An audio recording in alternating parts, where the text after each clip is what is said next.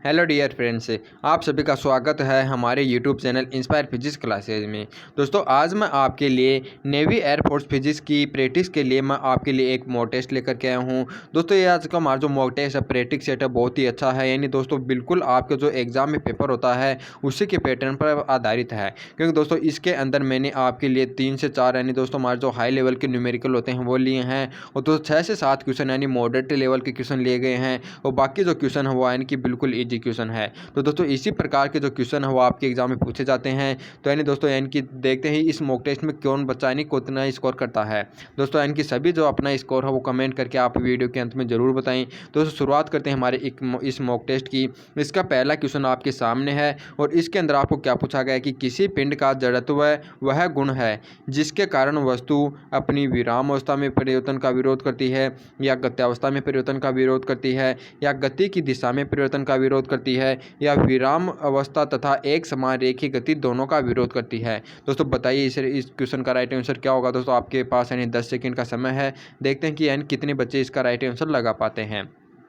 दोस्तों आपने पढ़ा होगा कि दोस्तों यानी कि जड़त्व के नियम के बारे में आपने क्या पढ़ा है कि दोस्तों हमारी कोई वस्तु यदि गतिमान अवस्था में है या वह विराम अवस्था में है, यानी वह अपनी अवस्था का में परिवर्तन का विरोध करती है, चाहे वह गतिमान अवस्था में हो चाहे वह विराम अवस्था में हो। यानी कि यदि वस्तु विराम अवस्था में है तो वह विराम अवस्था में रहने चाहिए, यानी कि गति में लाने के लिए यानी वह विरोध करती है। और दोस्तों यदि वस्तु एक समान यानी वेलोसिटी से गति कर रही है तो वह अपनी यानी विराम अवस्था में आने का विरोध करेगी जब तक फिर इसको बाह्य बल न लगाया जाए। तो इस प्रकार से दोस्तों अपन क्या पढ़ते हैं कि जो जड़त्व नियम होता है वो यानी कि विराम अवस्था में आने का विरोध करता है, और यदि वह विराम अवस्था में है तो वह एक समान यानी गति में लाने का प्रयास करेंगे तो उसका भी विरोध करता है। तो इस प्रकार से इस क्वेश्चन का जो हमारा राइट आंसर हो जाएगा वो जाएगा ऑप्शन नंबर डी वाला, यानी विराम अवस्था तथा एक समान रेखीय गति दोनों का विरोध करता है। अब आपके लिए सेकंड क्वेश्चन। तो दोस्तों सेकंड क्वेश्चन आपके सामने है, आपके पास वक्त है 20 सेकंड का। तो बताइए इस क्वेश्चन का राइट आंसर क्या होगा। इसके अंदर दोस्तों आपसे पूछा क्या गया है कि एक क्षैतिज वह घर्षण रहित मेज पर रखे एक ठोस गुटके से एक गोली टकराती है एवं इसमें धंस जाती है तो इसमें संरक्षित रहती है। इसमें दोस्तों आपको क्या बताना है कि हमारे दोस्तों आपके पास यानी एक गोली है, इसको किसी यानी सतह पर यानी दोस्तों मारा जाता है और यह यानी गुटके पर मारा जाता है, लेकिन दोस्तों टकराने के बाद क्या होता है कि जो गोली होती है वो इसी गुटके के अंदर धंस जाती है। तो इस कंडीशन में आपको बताना है कि जो हमारे रेखीय गतिज ऊर्जा यानी गतिज ऊर्जा एवं संवेग दोनों संरक्षित रहेंगे, या केवल काइनेटिक एनर्जी हमारी संरक्षित रहती है, या केवल संरेख रहेगा, या फिर कोई भी राशि हमारी संरक्षित नहीं होगी। दोस्तों आपके पास यानी 20 सेकंड का वक्त है वो हमारा पूरा हो गया है। तो दोस्तों जिस बच्चे ने इसका right answer option number C वाला चुना है वो बिल्कुल सही है, क्योंकि दोस्तों ये वाली हमारी कंडीशन होती है यानी जब दो वस्तुओं में टक्कर होती है और टक्कर के बाद यानी दोनों वस्तु मिलकर एक हो जाएं, तो दोस्तों ये हमारी यानी किसकी पहचान होती है, ये हमारी होती है अप्रत्याश टक्कर की। एंड दोस्तों याद रखना जब यानी टकराने वाले जो दोनों पिंड हैं वो टकराने के बाद यानी टकराने के पश्चात यानी दोस्तों यह यानी सम्मिलित हो जाते हैं, एक हो जाते हैं, तो हमारी अप्रत्याश टक्कर होती है। यहाँ पर दोस्तों हमारी जो गोली है वो उस गुटके के अंदर धंस गई है यानी एक हो गए हैं, तो ऐसी यानी दोस्तों ये हमारी अप्रत्याश टक्कर हो जाएगी। और हम सभी जानते हैं अप्रत्याश टक्कर के अंदर दोस्तों हमारे केवल संवेग संरक्षित रहता है, यानी जो गतिज ऊर्जा होती है उसके अंदर संरक्षित नहीं होती है। गतिज ऊर्जा एवं संवेग दोनों किस में संरक्षित रहते हैं, वो हमारे हैं प्रत्याश टक्कर में। यानी दोस्तों हमारे जो कोलिजन इलास्टिसी होती है, इलास्टिक यानी कोलिजन होती है उसके अंदर दोस्तों यानी हमारे दोनों यानी संरक्षित रहते हैं, लेकिन अनइलास्टिक कोलिजन के अंदर दोस्तों हमारा केवल संवेग संरक्षित रहता है। तो इसका जो हमारा राइट आंसर हो जाएगा वो जाएगा ऑप्शन नंबर सी यानी केवल संवेग। अब आपके लिए थर्ड क्वेश्चन है। तो दोस्तों आपकी स्क्रीन पर है थर्ड क्वेश्चन। तो बताइए इसका राइट आंसर क्या होगा। इसके लिए भी आपके पास यानी 20 सेकंड का वक्त है, यानी दोस्तों बहुत ही आसान क्वेश्चन है लेकिन 20 सेकंड भी नहीं लगनी चाहिए। इसके अंदर दोस्तों आपको क्या पूछा गया है कि आपके पास यानी दो छोटी बूंदें हैं, एक बड़ी बूंद है एक एवं छोटी बूंद है। तो आपको बताना कि दोस्तों हमारी जो बूंद के अंदर एवं बूंद का जो बाहर का जो दाब में अंतर होता है, यानी अंदर का दाब का जो आधिक्य है यानी दो दाब में अधिक है, कितना दाब है यानी बाहर की तुलना में अधिक है, उसे बोलते हैं अपन दाब आधिक्य है। तो दोस्तों ये दाब आधिक्य अंदर का दाब आधिक्य आपको बताना है कि छोटी बूंद का अधिक होगा या बड़ी बूंद का अधिक होगा। दोस्तों आपने पढ़ा होगा कि दाब आधिक्य का जो फॉर्मूला होता है वो हमारा 40/r होता है। तो यहाँ से अपन क्या देखते हैं कि दोस्तों हमारा दाब अधिक क्या है, वह है त्रिज्या की व्युत्क्रमानुपाती होती है। तो दोस्तों जिस बूंद की त्रिज्या हमारी अधिक होगी उसके अंदर दाब अधिक हमारा कम होगा, और जिसकी त्रिज्या हमारी कम होगी उसका दाब अधिक हमारा कम होगा। तो दोस्तों छोटी वाली बूंद की यानी त्रिज्या कम है तो इसका यानी दाब अधिक हमारा अधिक हो जाएगा। तो इसका राइट हो जाएगा ऑप्शन नंबर बी।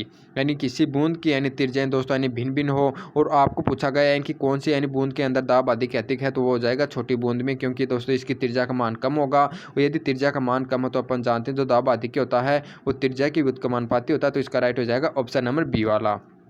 अब आपका फोर्थ क्वेश्चन है दोस्तों, फोर्थ क्वेश्चन आपकी स्क्रीन पर है, तो बताइए इसका राइट आंसर क्या होगा। इसके अंदर में क्या बताना कि हमारी जो स्प्रिंग वाली घड़ी को चंद्रमा की सतह पर ले जाने से यह तेज चलेगी, धीमी चलेगी, कार्य नहीं करेगी या कोई परिवर्तन नहीं दिखाती है। दोस्तों इस क्वेश्चन में हमें क्या बताना है कि हमारी कोई यानी ऐसी घड़ी है जो स्प्रिंग से चलती है। दोस्तों स्प्रिंग से चलने वाली घड़ी क्या होती है दोस्तों, इसके अंदर एक स्प्रिंग होती है और उसको क्या करते हैं कि दोस्तों जैसे भी अपने इसको यानी दबाते हैं निकालते हैं, दबाते हैं निकालते हैं, तो दोस्तों स्प्रिंग के अंदर यानी एक एनर्जी संरक्षित रहती है, वो हमारी होती है स्थितिज ऊर्जा। यानी इसके अंदर दोस्तों यानी हमारी जो पोटेंशियल एनर्जी होती है उसके रूप में ऊर्जा संग्रहित हो जाती है और उसके बाद में दोस्तों उसी एनर्जी से हमारी ये घड़ी चलती है। तो आपको बताना कि यदि इस घड़ी को अपन मून पर ले जाएंगे, चंद्रमा पर ले जाएंगे, तो इसका यानी दोस्तों आपको बताना कि यह तेजी से चलने लगेगी, धीमी चलने लगेगी या कार्य नहीं करेगी या कोई परिवर्तन नहीं दिखाती है। दोस्तों इसका राइट जिस बच्चे ने ऑप्शन नंबर डी वाला चुना बिल्कुल सही है, क्योंकि दोस्तों हमारी जो पेंडुलम वाली घड़ी होती है उसका जो आवर्तकाल होता है हमारा उसका आवर्तकाल होता है 2π√L/g होता है। तो जैसे ही दोस्तों अपन जानते हैं चंद्रमा पर ग्रेविटी का मान कम हो जाता है और चंद्रमा पर ग्रेविटी का मान कम हो जाता है तो पेंडुलम वाली जो घड़ी होती है उसका आवर्तकाल बढ़ जाता है और आवर्तकाल बढ़ने के कारण वह तेजी से चलने लग जाती है। लेकिन दोस्तों स्प्रिंग का आवर्तकाल आपने पढ़ा होगा, स्प्रिंग का आवर्तकाल का जो फॉर्मूला होता है वो 2π√m/ में क्या होता है। तो यहाँ पर अपन देखते हैं कि दोस्तों यह यानी ग्रेविटी पर निर्भर नहीं करती है। तो इसके कारण दोस्तों हमारी जो स्प्रिंग वाली घड़ी होगी वह चंद्रमा पर भी उसी स्पीड से चलेगी, उसके अंदर कोई परिवर्तन नहीं दिखाती है। तो इसका जो राइट आंसर हो जाएगा वो जाएगा हमारा ऑप्शन नंबर डी, यानी कोई परिवर्तन नहीं दिखाएगी। अब आपके लिए नेक्स्ट क्वेश्चन है दोस्तों, पांचों क्वेश्चन आपके क्वेश्चन की स्क्रीन पर है, तो बताइए इसका राइट आंसर क्या होगा। दोस्तों नोट कर लीजिए अपने, यानी आपने जो भी यानी आपके पास यानी रफ कॉपी है या फिर यानी नोटबुक है या पेन है, यानी दोस्तों अंत में आप जरूर यानी पता लगाए कि आपने कितने क्वेश्चन गलत किए हैं, कितने सही किए हैं, आपका टोटल स्कोर कितना है। क्योंकि दोस्तों इसी लेवल का जो क्वेश्चन है वो आपके एग्जाम में पूछे जाते हैं। तो पाँचों क्वेश्चन में दोस्तों आपको क्या पूछा गया है कि कैथोड किरणों में होते हैं। दोस्तों आपको बताना कि जो हमारी कैथोड किरणें होती हैं उसके अंदर आपको बताना कि फोटोन होते हैं, इलेक्ट्रॉन होते हैं, प्रोटॉन होते हैं या एल्फा कण होते हैं। देखिए दोस्तों कैथोड किरणें होते क्या हैं कि दोस्तों आपने पढ़ा होगा कि जो हमारी जो विसर्जन नली होती है उसके अंदर ये हमारा कैथोड होता है, ये एनोड होता है। तो जैसे ही दोस्तों कैथोड पर अपन प्रकाश उत्सर्जित करते हैं तो दोस्तों इससे हमारे एल्फानिक इलेक्ट्रॉन क्या होते हैं वो उत्सर्जित होते हैं और इसी इलेक्ट्रॉन यानी दोस्तों यह यानी तीव्र गति से एनोड की तरफ गति करते हैं, इसी को अपन कहते हैं कैथोड किरणें। तो दोस्तों याद रखना जो हमारी कैथोड किरणें होती हैं वो हमारी यानी जो हमारी इलेक्ट्रॉन होती हैं उसका पुंज होती हैं। यानी जैसे ही दोस्तों हमारे इससे जो हमारे इलेक्ट्रॉन किरणें निकलती हैं वही हमारी क्या होती हैं, कैथोड किरणें होती हैं। तो याद रखना जो हमारी कैथोड किरणें होती हैं वो अल्फा किरणों का पुंज होता है। तो इसका राइट हो जाएगा ऑप्शन नंबर बी। अब आपके लिए सिक्स्थ क्वेश्चन है। तो छठवें क्वेश्चन में आपको क्या बताया पूछा गया दोस्तों, बहुत ही अच्छा न्यूमेरिकल है। मैंने आपको बताया था कि दोस्तों 2 से 3 आपके लिए हाई लेवल के न्यूमेरिकल लिए गए हैं और इस क्वेश्चन में आपको कैसे बताना है कि 10 kg द्रव्यमान का एक गुटका है, किसी खुरदरे पृष्ठ पर रखा है जिसका घर्षण गुणांक आपको 0.5 दिया हुआ है। यदि दोस्तों इस पर यानी 100 न्यूटन का एक क्षैतिज बल कार्य करता हो तो गुटके का त्वरण आपको बताना है कितना होगा। यानी दोस्तों हमें क्या बताना है कि आपके पास इस प्रकार से यानी कोई गुटका रखा हुआ है तो इनकी सतह का मध्य जो घर्षण गुणांक वो आपको 0.5 दिया हुआ है। यदि इस पर इस प्रकार 100 न्यूटन का बल लगाया जाता है इस डायरेक्शन में तो आपको बताना है कि इसके अंदर एक्सीलरेशन कितना होगा। दोस्तों आपने पढ़ा होगा कि यानी यदि हमारा घर्षण गुणांक म्यू हो और किसी पिंड का द्रव्यमान m हो तो दोस्तों हमारा जो घर्षण बल होता है उसका फॉर्मूला आपको पता होना चाहिए, म्यू mg होता है। और दोस्तों यह जो हमारा बल लगता है वो लगाए गए बल के विपरीत डायरेक्शन में लगता है। तो इस प्रकार से दोस्तों इस डायरेक्शन में घर्षण बल कितना लगेगा, म्यू का मान दोस्तों आपको 0.5 दिया हुआ है और m का मान हमें 10 दिया हुआ है, g का मान भी अपन रखते हैं 10 है। तो दोस्तों इसका मान हमें प्राप्त होता है 50 है। यानी दोस्तों अपन 100 न्यूटन का बल इस प्रकार लगा रहे हैं और 50 न्यूटन का बल हमारे इसके विपरीत डायरेक्शन में लग रहा है। तो दोस्तों इधर हमारा जो नेट फोर्स हो जाएगा हमारा कितना हो जाएगा, हमारा 50 हो जाएगा, क्योंकि यदि 100 में से अपन ये 50 घटाएंगे तो दोस्तों हमारे इस पर बल कितना लगेगा, 50 लगेगा।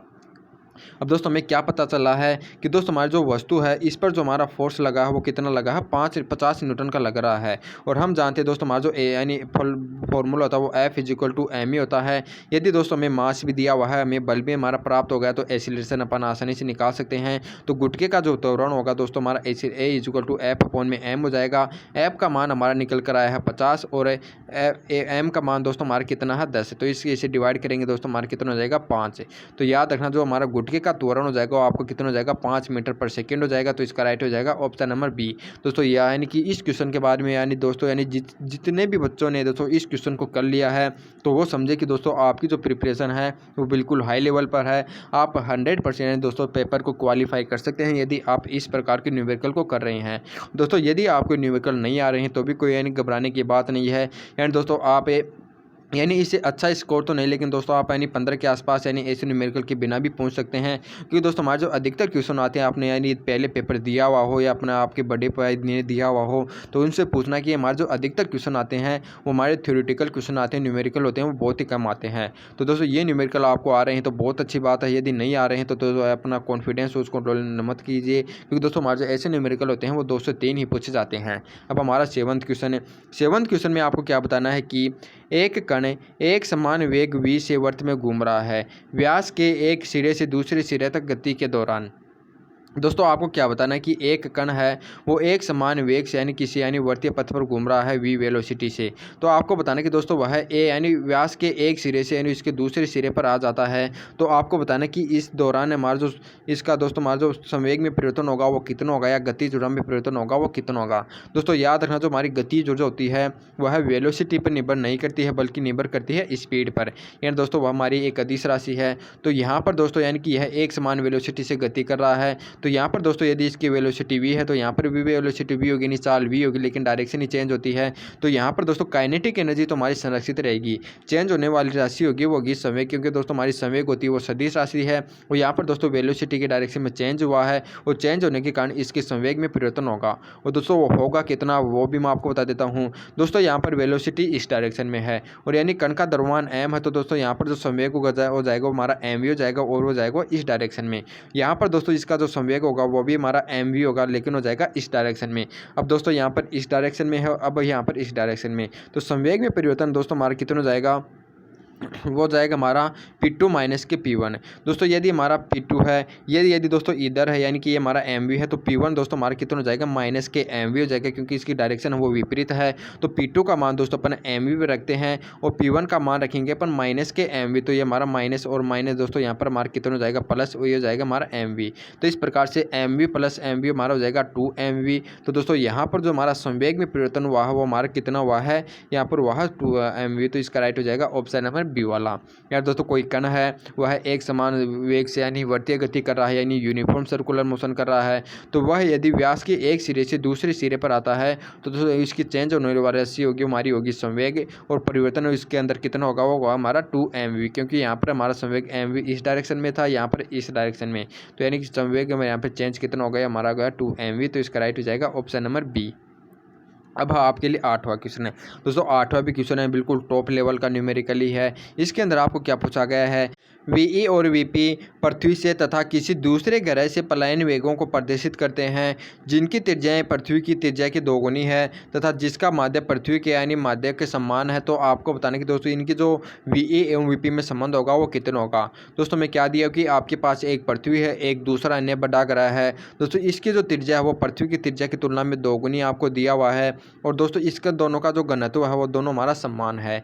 तो यहाँ पर आपको बताना कि दोस्तों इनकी जो हमारी एस्केप वेलोसिटी है उन दोनों के अंदर आपको यानी संबंध बताना है, रिलेशन बताना है कि कौन सा सही है।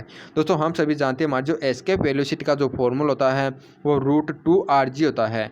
दोस्तों यहाँ से अपन यानी घनत्व हमें समान दिया हुआ है, तो यानी इस यानी फॉर्मूले को दोस्तों घनत्व के रूप में निकालना चाहेंगे। तो हम सभी जानते हैं दोस्तों जी का जो एक फॉर्मूला होता है वो 4/3 पाई रो जी आर होता है। तो यहाँ से अपन क्या देखते हैं कि दोस्तों हमारा जो गुरुत्वीय त्वरण होता है यानी इसका ये फॉर्मूला है, यदि अपन इसको इसमें रखेंगे तो हमारी जो एस्केप वेलोसिटी का जो नया फॉर्मूला है हमारा कितना प्राप्त हो जाएगा, ये दोस्तों हमारा 2 हो जाएगा। और आर दोस्तों यहाँ पर 1 है और आर इसके अंदर आ गया तो हमारा हो जाएगा r² और बाकी का दोस्तों हमारे 4/3 पाई रो जी, ये हमारा ऐसे कैसे होगा। तो यहाँ से अपन देखते हैं कि तो हमारी जो एस्केप वेलोसिटी है वो एक तो आर स्क्वायर के समानुपाती होती हैं, एक है हमारा घनत्व रो के समानुपाती होती हैं।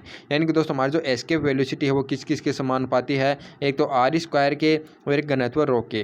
दोस्तों यहाँ पर इस क्वेश्चन में यानी ध्यान दीजिए, आपको क्या दिया हुआ कि दोनों का जो घनत्व है वो समान है, यानी माध्य घनत्व पृथ्वी के समान है उस दूसरे ग्रह का। तो दोस्तों यहाँ पर अपन इसको भी हटा देंगे, दोनों के लिए इक्वल है। तो अपन देखते हैं कि एस्केप वेलोसिटी है वो आर स्क्वायर के समानुपाती है, यानी रूट आर स्क्वायर, या अपन इसको कहते हैं कि एस्केप वेलोसिटी हमारी आर के समानुपाती होगी। अब दोस्तों हम क्या देखते हैं कि हमारे दूसरे ग्रह की जो त्रिज्या है वो पृथ्वी की यानी तुलना में दोगुनी है। यदि त्रिज्या हमारी दोगुनी है तो दोस्तों उसके लिए जो एस्केप वेलोसिटी है यानी उसका जो वीपी का मान होगा वो दोस्तों वीई का यानी दोगुना हो जाएगा, क्योंकि यहाँ पर त्रिज्या यदि दोगुनी है तो आपकी एस्केप वेलोसिटी भी हमारी दोगुनी हो जाएगी। तो इसका राइट हो जाएगा ऑप्शन नंबर सी वाला, यानी वीई का मान हो जाएगा दोस्तों हमारा वीपी का 2 गुना हो जाएगा। तो इसका राइट हो जाएगा ऑप्शन नंबर सी। अब दोस्तों आपके लिए 9th क्वेश्चन है। 9th क्वेश्चन में आपको क्या बताना है कि यदि विभवमापी के तारों की लंबाई बढ़ा दी जाए तो पूर्व में प्राप्त संतुलन लंबाई। दोस्तों आपको क्या बताना है कि आपके पास एक पोटेंशियोमीटर है, यदि दोस्तों हमारा जो इसका वायर है उसकी लंबाई को अपन बढ़ा देते हैं तो दोस्तों हमारा जो संतुलन लंबाई हमें प्राप्त होती है, यानी हमारा जो बैलेंस पॉइंट होता है वो आपको बताना है कि वह बढ़ जाएगा, घट जाएगा, वही रहेगा या दोगुनी हो जाएगी। दोस्तों याद रखना, जैसे ही अपन यानी इसकी लंबाई को बढ़ाते हैं तो दोस्तों हम सभी जानते हैं कि दोस्तों हमारे जो विभव प्रवणता होती है यानी पोटेंशियल यानी ग्रेजुएट होती है, यानी दोस्तों हमारा एक्स है उसका फॉर्मूला आपने पढ़ा होगा कि एकांक लंबाई पर विभव, यानी विभव प्रवणता दोस्तों क्या होती है कि लंबाई की व्युत्क्रमानुपाती होती है। जैसे ही दोस्तों तार की लंबाई को बढ़ाते हैं तो हमारी विभव प्रवणता है उसका मान घट जाता है, और ये विभव प्रवणता का मान घट रहा तो इसका मतलब क्या कि दोस्तों हमारा उदासी यानी संतुलन लंबाई होगी दोस्तों उसका मान बढ़ जाएगा, क्योंकि दोस्तों यह इसकी व्युत्क्रमानुपाती होती है। तो इस प्रकार से इसका राइट हो जाएगा ऑप्शन नंबर ए वाला।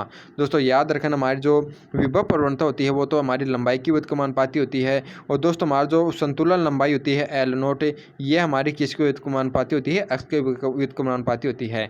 जैसे ही दोस्तों अपन एल के मान को बढ़ाएंगे तो एक्स का मान हमारा कम हो जाएगा, और एक्स का मान यदि हमारा कम हो रहा है तो एल नोट का मान हमारा बढ़ जाएगा। तो इसका राइट हो जाएगा ऑप्शन नंबर ए वाला।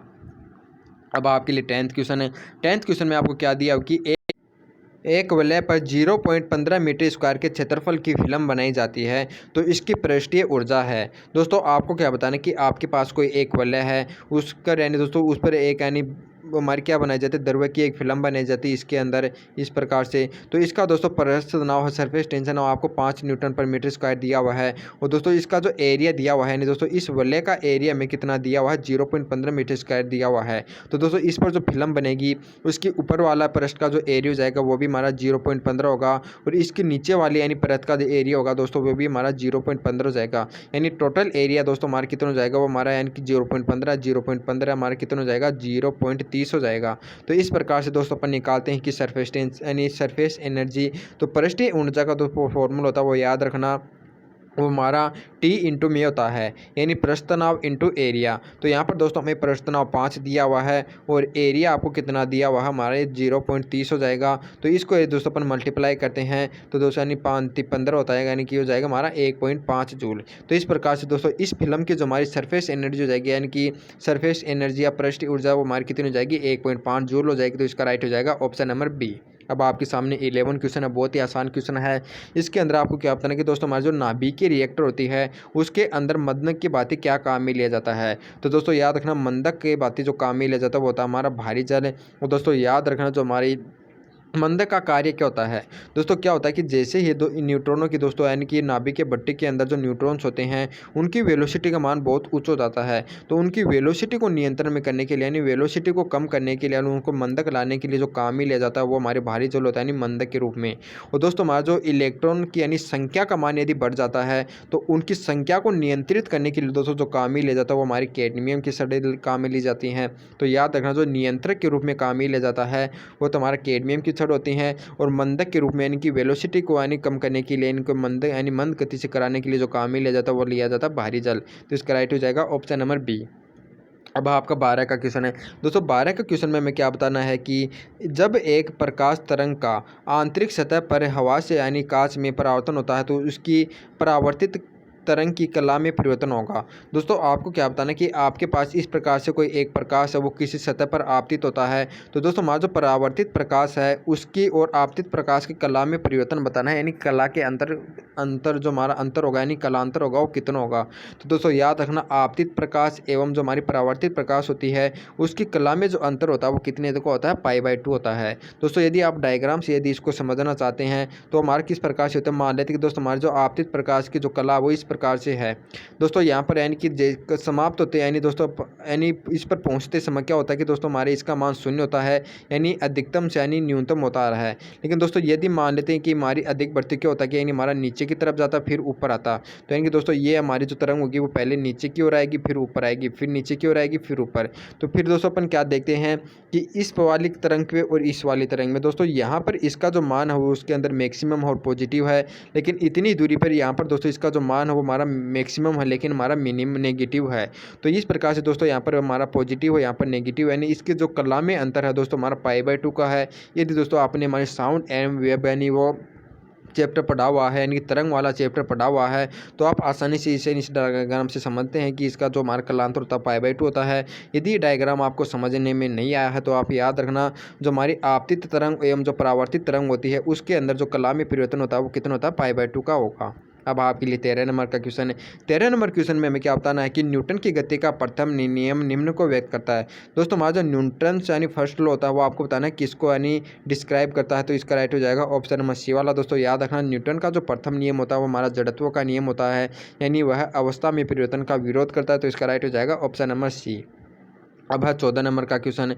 14 नंबर क्वेश्चन में दोस्तों आपको क्या बताना है कि R1 तथा R2 त्रिज्या के दो गोले जिन पर आवेश क्रमशः Q1 एवं Q2 है परस्पर संबंधित किए जाते हैं, तो निकाय की ऊर्जा में कोई परिवर्तन नहीं होता, ऊर्जा में वृद्धि होती है, ऊर्जा में कमी होती है, या Q1 R1 या Q2 R1 होने तक की कमी होती है। दोस्तों आपको क्या बताना है कि आपके पास कोई दो गोले हैं, इनकी त्रिज्याएं भी भिन्न भिन्न है, उस पर आवेश भी भिन्न भिन्न है।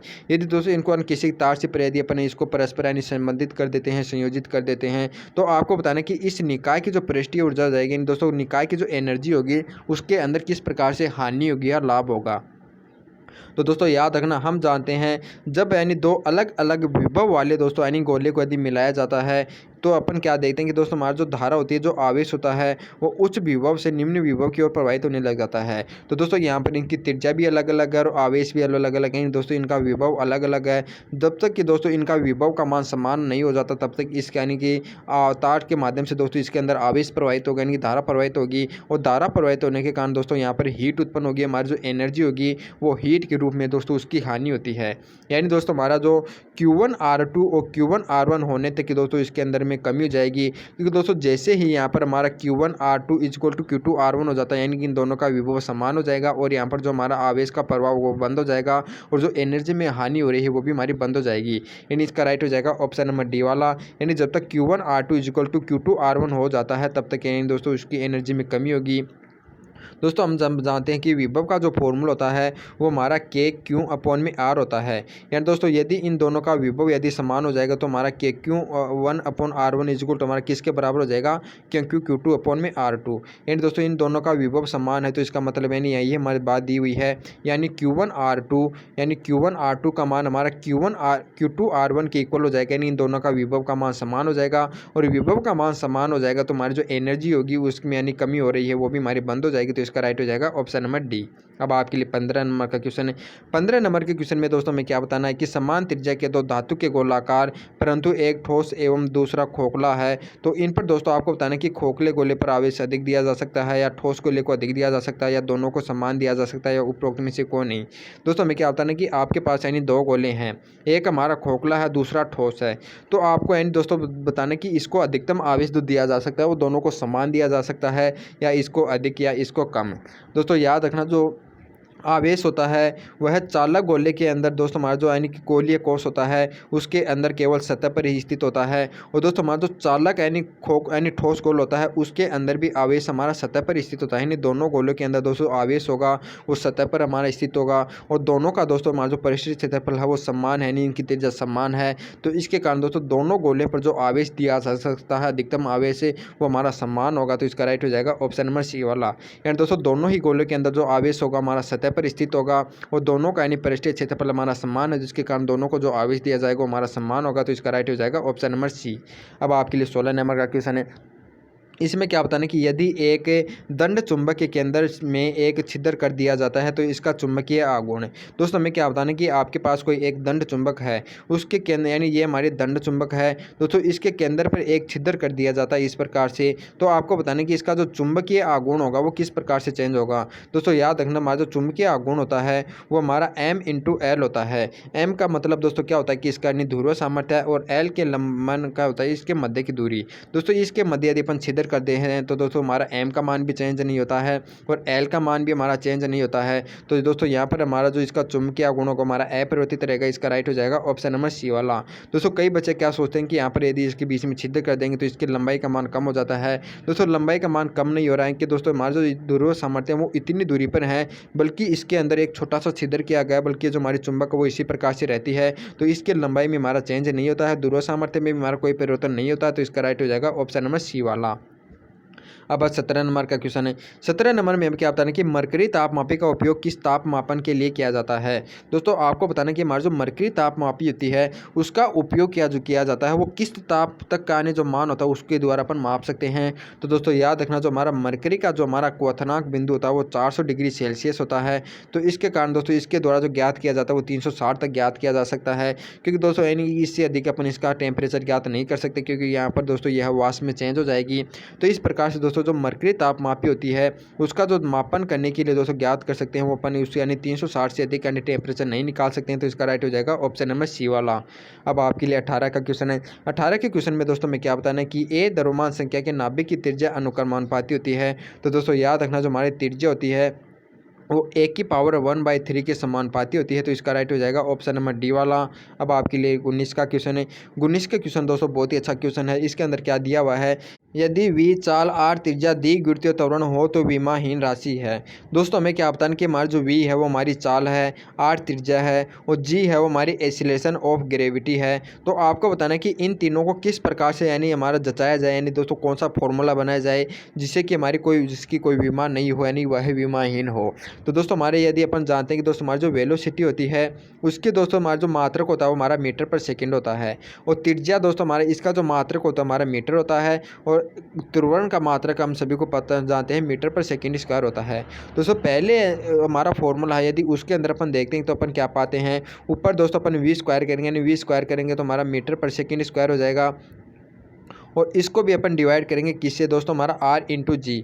r का मतलब हो जाएगा हमारा m, और g का मतलब क्या हो जाएगा हमारा मीटर पर, यानी दोस्तों ये हो जाएगा सेकंड स्क्वायर। तो यहाँ पर दोस्तों इसको यदि अपन सोल्व करते हैं तो दोस्तों यहाँ पर मीटर स्क्वायर से हमारा मीटर स्क्वायर कैंसिल हो जाएगा, और दोस्तों ये जो हमारा सेकंड स्क्वायर है इसे सेकंड स्क्वायर कैंसिल हो जाएगा। दोस्तों हमारा जो ये फॉर्मूला है वो हमें दोस्तों इसकी कोई भी विमान नहीं प्राप्त हो रही है, कोई भी मात्रक प्राप्त नहीं हो रहा, सभी मात्रक हमारे कैंसिल हो रहे हैं। तो दोस्तों हमारा जो पहली वाले जो मान हो जाएगा वो हमारे विमाहीन राशि हो जाएगी। और बल्कि दोस्तों दूसरे तीसरे व चौथे में अपन देखते हैं कि जैसे कि दोस्तों हमारा एग्जाम्पल के तौर पर दूसरे में मैं आपको रखकर बताता हूँ। ऊपर यदि दोस्तों अपन v स्क्वायर करेंगे यानी मीटर पर सेकेंड स्क्वायर करेंगे, और इसके अपन डिवाइड करेंगे इसको मीटर से, और अपॉन में अपन कर देंगे मीटर पर सेकंड स्क्वायर। दोस्तों यहाँ पर सेकंड स्क्वायर को सेकंड स्क्वायर कट जाएगा, और इस मीटर से दोस्तों ये मीटर कट जाएगा, लेकिन यहाँ पर हमारा मीटर स्क्वायर बढ़ जाता है। और इसके अंदर अपन क्या कर देखते हैं कि दोस्तों हमारे मीटर स्क्वायर पर सेकंड स्क्वायर हो जाता है ऊपर, और इसको अपन जी से डिवाइड करेंगे तो दोस्तों हमारा कितना हो जाएगा, ये मीटर पर सेकंड स्क्वायर हो जाएगा, और अपॉन में हो जाएगा मीटर। दोस्तों ये मीटर से मीटर हमारा कैंसिल हो जाएगा, लेकिन ये वाले मात्रक हमारे कैंसिल नहीं हो रहे हैं, तो ये भी हमारी विमाहीन रही है। इसी प्रकार से दोस्तों इसके भी हमारे सभी मात्रक कैंसिल नहीं होंगे, सभी मात्रक जो कैंसिल हो रहे हैं वो केवल ए ऑप्शन के हो रहे हैं। तो इसका राइट हो जाएगा ऑप्शन नंबर ए। अब आपका अंतिम क्वेश्चन है। तो 20 नंबर के क्वेश्चन में हमें क्या बताना है कि न्यूटन के शीतलन नियम का उपयोग निम्न में से किसके निर्धारण के लिए किया जाता है। दोस्तों न्यूटन का जो शीतलन नियम का जो प्रयोग है वो आपको बताना है कि उसका जो उपयोग किया जाता है प्रयोगशाला में वो किसके निर्धारण के लिए किया जाता है। तो याद रखना दोस्तों, न्यूटन का शीतलन नियम होता है, ये सबसे पहले आपको पता होना चाहिए न्यूटन का शीतलन नियम क्या है। यानी दोस्तों न्यूटन का शीतलन नियम क्या कहता है कि कोई भी हमारी वस्तु है दोस्तों, ये इसके जो ठंडे होने की जो दर होगी वह किस पर निर्भर करती है। हमारा एक तो माध्यम का ताप होता है, एक इस वस्तु का ताप है। इन दोनों के ताप में दोस्तों जितना अधिक अंतर होगा इसके ठंडे होने की दर की होती है दोस्तों, वह उतनी ही अधिक होती है। और इस नियम का दोस्तों जो उपयोग किया जाता है वो याद रखना, द्रव्यों की विशिष्ट ऊर्जा को ज्ञात करने में किया जाता है। तो इसका राइट हो जाएगा ऑप्शन नंबर सी वाला। इसी के साथ दोस्तों आज के हमारे जो मॉक टेस्ट वो कंप्लीट होता है। दोस्तों आप यानी कमेंट करके ज़रूर बताइएगा कि आपने इस यानी 20 क्वेश्चनों में से यानी इस 20 नंबर में से कितने का स्कोर किया है। हम मिलते हैं दोस्तों आपको ऐसे ही एक अच्छे मॉक टेस्ट के साथ नेक्स्ट वीडियो में। तब तक आप सभी को जय हिंद जय भारत।